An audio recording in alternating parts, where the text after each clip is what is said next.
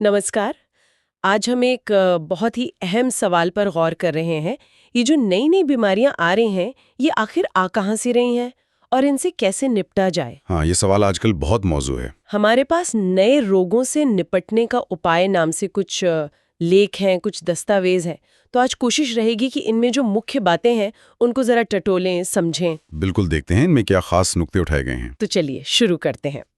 पहली बात जो सामने आती है वो ये कि देखिए, जो पुरानी बीमारियां थीं जानी पहचानी सी, उनका इलाज तो डॉक्टरों को पता था, है ना। हाँ, एक तरह से उनका पैटर्न मालूम था। लेकिन अब इन लेखों में कहा जा रहा है कि माहौल, मतलब हमारा वातावरण, उसमें जहरीलापन, विषाक्तता इतनी बढ़ गई है हाँ, प्रदूषण और दूसरे फैक्टर्स। कि उसकी वजह से नई किस्म की बीमारियां पैदा हो रही हैं और इनसे निपटना पहले से कहीं ज्यादा मुश्किल हो गया है। ऐसा क्यों है? ये इतनी चुनौती क्यों बन गई है? देखिए, इसकी एक बहुत बड़ी वजह है इन बीमारियों को फैलाने वाले जो रोगाणु हैं, उनकी खुद को बदलने की क्षमता, जिसे हम अनुकूलन कहते हैं या एडेप्टेशन। अच्छा। एक एक बहुत ही मतलब चौंकाने वाला उदाहरण दिया गया है डीडीटी का। याद है, पहले मच्छरों को मारने के लिए इस्तेमाल होता था। हाँ हाँ, बिल्कुल, बहुत असरदार माना जाता था। बिल्कुल, शुरू में था भी, पर धीरे धीरे क्या हुआ, मच्छरों ने उसके खिलाफ प्रतिरोधक क्षमता बना ली, वो रेजिस्टेंट हो गए। और कमाल की बात तो ये है, जैसा कि कुछ दस्तावेज बताते हैं, कि अब कुछ मच्छर उसे जहर नहीं बल्कि एक तरह से अपना अपना भोजन समझने लगे हैं। क्या? भोजन? ये तो यकीन करना मुश्किल है। मतलब जिससे मरना था उसी को खा रहे हैं। हाँ, कुछ हद तक यही स्थिति बन गई है। ये दिखाता है कि वो कितने अनुकूलनशील हो सकते हैं। तो क्या यही बात बाकी कीटाणुओं, मतलब बैक्टीरिया, वायरस, उन पर भी लागू होती है? हाँ, बिल्कुल बिल्कुल। यही पैटर्न दूसरे रोगाणुओं में भी दिखता है। जैसे ही हम कोई दवा लाते हैं, कोई एंटीबायोटिक या एंटीवायरल, ये जीवाणु या विषाणु जो हैं, वो खुद को बचाने के लिए अपना रूप बदलने लगते हैं। अपना रूप? मतलब कैसे? मतलब अपनी संरचना, अपना जेनेटिक मेकअप, उसमें फेरबदल कर लेते हैं ताकि दवा उन पर असर न कर सके।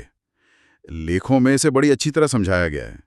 कहा है कि ये डॉक्टरों और बीमारियों के बीच एक आंख मिचौनी का खेल जैसा है।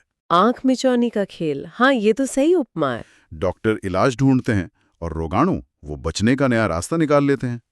कोरोना वायरस वो इसका सबसे ताज़ा और शायद सबसे भयानक उदाहरण है।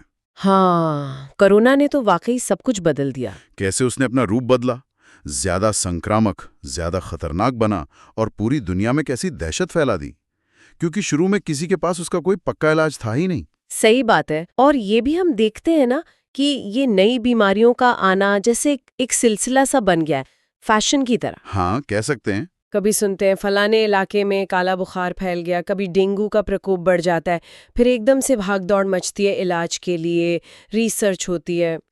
पर कई बार ऐसा लगता है कि जब तक कोई ठोस नतीजा निकले, कोई पक्की दवा आए, तब तक वो बीमारी खुद ही शांत होने लगती है। इसका क्या कारण हो सकता है?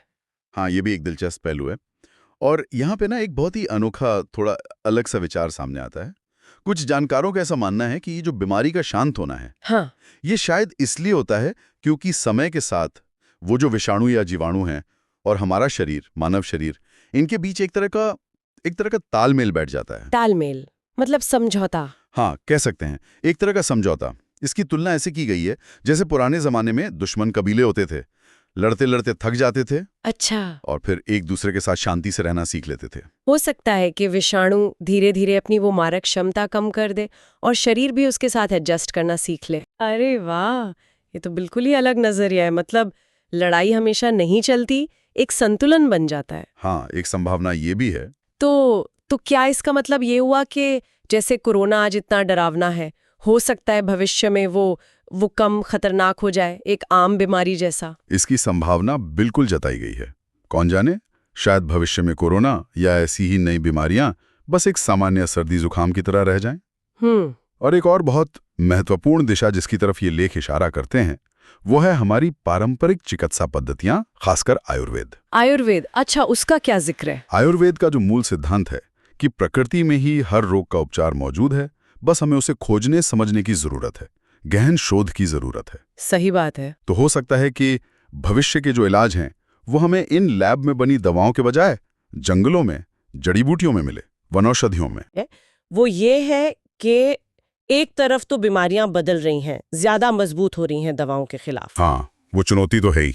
लेकिन दूसरी तरफ समाधान शायद सिर्फ नई और ज्यादा शक्तिशाली दवाएं बनाने में ही नहीं है, बल्कि प्रकृति के साथ एक संतुलन बनाने में, शरीर की अपनी शक्ति को समझने में भी छिपा हो सकता है। बिल्कुल। शायद इसीलिए आजकल प्राकृतिक जीवन शैली, नेचुरल लिविंग पर इतना जोर दिया जा रहा है। सही कहा आपने। और ये सारी बातें हमें एक ज्यादा गहरे सवाल पर सोचने को मजबूर करती हैं।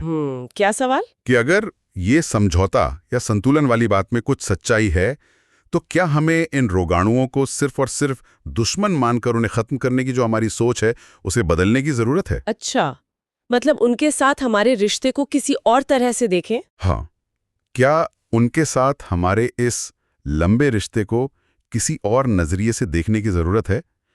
और दूसरा, जैसा आयुर्वेद की बात हुई, अगर हम अपना ध्यान, अपना शोध प्रकृति की जो ये अपार औषधीय क्षमता है, उस पर केंद्रित करें, तो स्वास्थ्य और चिकित्सा के प्रति हमारा पूरा नजरिया, हमारा पूरा अप्रोच कैसे बदल सकता है? ये कुछ ऐसे सवाल हैं, मुझे लगता है, जिन पर आगे और विचार होना चाहिए। बिल्कुल, ये सोचने वाली बात है।